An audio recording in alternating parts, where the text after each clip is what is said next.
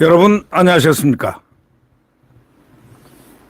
양영태 TV의 양영태입니다. 오늘은 2023년 9월 14일입니다. 이 신원식 국방부 장관 지명자가 새로 임명됐습니다. 여러분 잘 아시겠지만 그분은 수도 방위사령관 또 이 작전통 전술통으로 아주 유능한 장성이었습니다. 전략통이고 해서 정신전력이라든가 실제 전쟁의 전술 전략적인 이 모든 데 전략에 능통한 하나의 그 장군의 사나이라는 그런 얘기를 들을 정도로 상당히 무서운 장군입니다. 아마도 김관진 장관의 버금갈 정도로 무서운 그런 호연지기를 갖고 있습니다. 아주 적기에 신원식 장관이 부임하게 됐습니다. 물론 청문회를 거쳐야 되겠지만 청문회 저들은 뻔히 노라고 할 사람입니다. 그렇기 때문에 이미 임명은 됐다고 저는 판단하고 얘기하는 겁니다. 그들이 아무리 노라고 해도 대통령은 임명하고야 말 터이니까 말이죠. 2차 세계대전 종전 이후에 유엔을 중심으로 구축된 국제안보 질서가 근본적으로 지금 흔들리고 있죠. 특히 북한하고 중국하고 러시아가 전체주의 체제로 퇴행하면서 자유민주주의 국가 진영과의 신냉전 대치가 급속히 심각해졌습니다. 그 가운데 대한민국이 있습니다.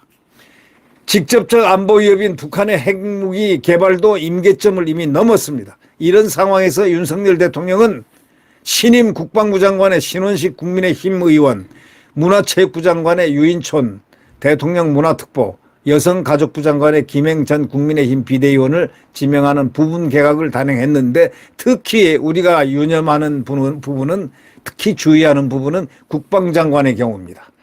이 국방장관은 야당이 탄핵소추에 나선 이종섭 장관 사표를 수리함으로써 정쟁의 여지를 줄였지만 탄핵소추가 되면 헌법재판소 결정 때까지 장기간 국방장관 공석이 불가피하기 때문에 이종섭 장관 사표를 수리한 게 아닌가 이렇게 생각됩니다.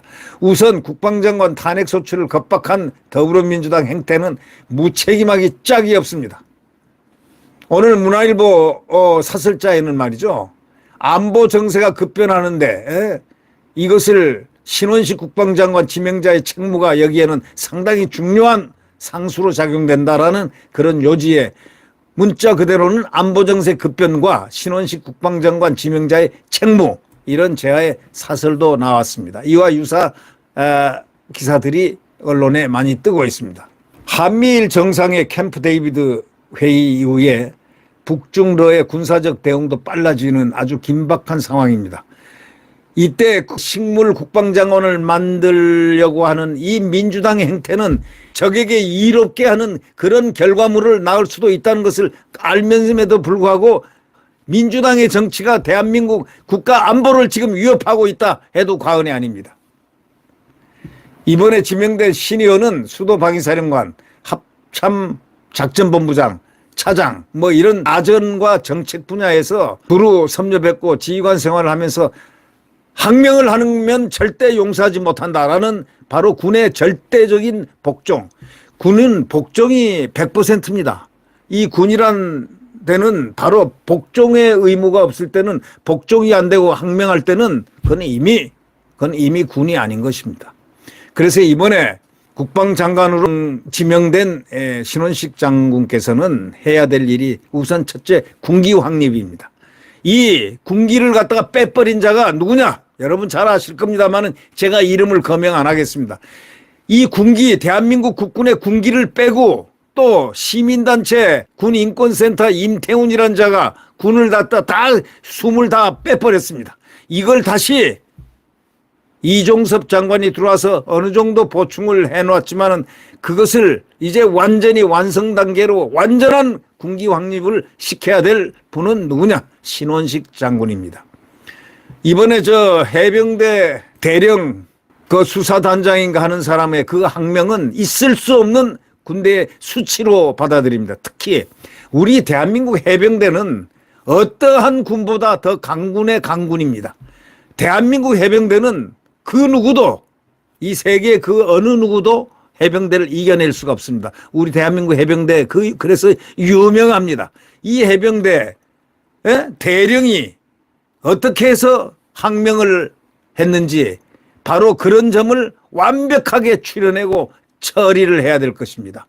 그리고 군법에 의해 당장 회부해서 군기를 확립시키는 모델을 신원식 장군은 보여야 될 것이다. 새 국방장관은 그럼으로써 군기 확립을 시키는 그러한 예시를 해야 될 것이다 라는 생각까지 해봅니다.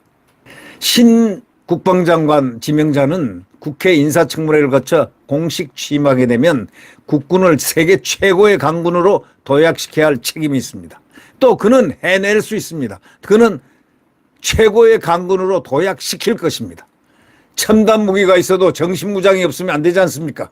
그래서 정신전력에 최고의 힘을 기울일 것이고 허수아비 군대가 돼서는 안 된다는 허수아비 군대를 만들어 놓은 자가 누굴까? 우리는 생각해 보면 금방 그 자의 이름이 떠오르고 그 자의 얼굴이 떠오르고 그리고 분노가 쳐오르는 것이 우리의 군을 바라보는 우리 국민들의 정서입니다. 자, 우리가 이제 군을 보면서 허수아비가 보이지 않고 이제 항명이 없는 복종에 군의 명령을 빼면 말이죠.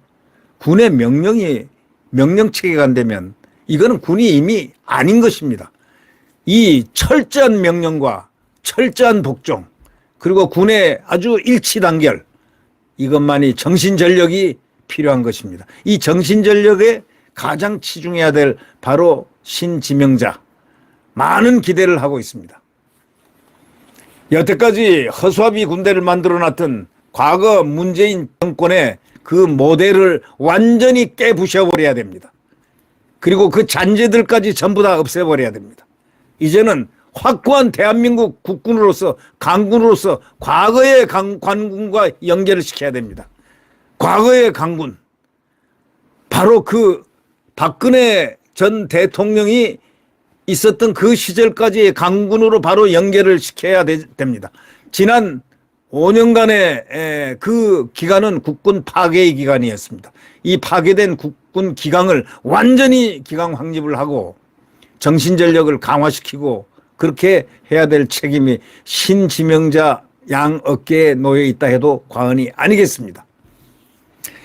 첨단 무기가 있어도 정신무장이 없으면 허수아비 군대가 되는 것은 뭐 불을 보듯 뻔하지 않습니까?